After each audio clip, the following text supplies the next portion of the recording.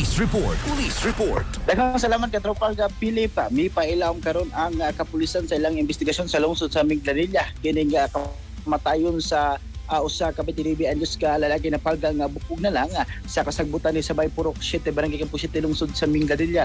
Amo lalaki gilas kapulisan nga si Ray Tan 29 anyos ulitaw walay trabaho residente sa naaswing nga lugar sa investigasyon sa Minglanilla Police ko sa ka Adrian Sanchez ang nanguha og kahoy nga pangsugnod aron ang nakakita sa bukog sa biktima pasado ni alas 5 sa hapon sa milabayng adlaw samtang anaa sa kasagutan og pangpang si Sanchez aron manguha og kahoy iya nakita ang bukog sa usa ka tao dito na si Sanchez ipahibaw sa ilang kapitan sa Barangay Campo 7 sa alas 6:20 sa buntag Enero 28 kag hapon ning adlaw ang kapitan sa mong barangay na itawag ngadto sa Minglanilla Polisa og mitaho may labot na sa napagang bukog ang kapulisan sa Minglanilla nga daling miresponde og mihimo dayon og investigasyon na gilas mga kabanay ang biktima nga nakita ang bukog og ilan lang kini nga ipalubong arang alangsad nga mahatagan og malinaon nga kapahulayan ang Minglanilla Police mipailaw pa sa investigasyon kung aduna by foul play ang kamatayon sa maoga biktima. Mga katropa, ayaw kalimot ka na sa pag-inom og Santon Plus. Copamix kasi ni aduna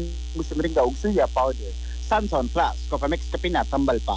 Alang sa nagkahusang Pilipino para sa Pilipinas, inyong katropa, Justin Loyungko, X7 News. Live report.